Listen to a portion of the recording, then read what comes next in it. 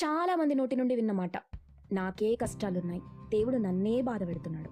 ఈ మాటలన్నింటికి నా ఫ్రెండ్ ఒక అమ్మాయి చెప్పిన మాట ఈ రోజుకి నాకు సమాధానం అనిపిస్తుంది. ఆ మాట ఏంటంటే, నా లైఫ్లో నేను ఈ రోజు ఇంత హ్యాపీగా ఉండడానికి కారణం ఆ రోజు నేను అలా కష్టపడటం, ఆ రోజు నాకు ఆ ప్రాబ్లం రావటం, నాకు ఆ లోపం జరగటం.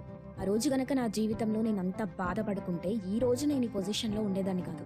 ఒక్కసారి జీవితంలో నువ్వు ఎప్పుడో ఒక దగ్గర ఫేస్ చేసిన ఒక ప్రాబ్లమ్ని దాని నుండి దాటుకొని వచ్చిన తర్వాత ఈ రోజున్న సంతోషంలో గుర్తు చేసుకో. నీకు కూడా అనిపిస్తుంది, అవును కదా, నేను ఆ రోజు ఆ కష్టం పడటం వల్లే, ఆ రోజు నాకు ఆ బాధ రావటం వల్లే ఈ రోజు నేను ఇంత స్ట్రాంగ్ ఉన్నా. లైఫ్ అంటే అంతేనండి, అప్పుడు పడ్డ కష్టమే ఈ రోజు సంతోషాన్ని ఇస్తుంది. అయినా లైఫ్ లో చెప్పుకోవడానికి ఏమీ లేనప్పుడు బతకటం ఎందుకు? ఇది అంతే అనుకో. ఉగాది పచ్చడిలో కారం ఉన్నట్టే లైఫ్ లో కూడా కష్టాలుంటాయి. కష్టాలు వచ్చినప్పుడు డిప్రెస్ అవ్వకుండా స్ట్రాంగ్ గా ఉండి దాన్ని ఫేస్ చేసి చూపించు. అప్పుడు నిన్ను మించినోడు ఉండడు. నీకు నువ్వే హీరోలాగా కనిపిస్తావు. ఏదో నాకు తెలిసింది చెప్పాను, మీకు అనిపించింది కామెంట్ లో రాయండి.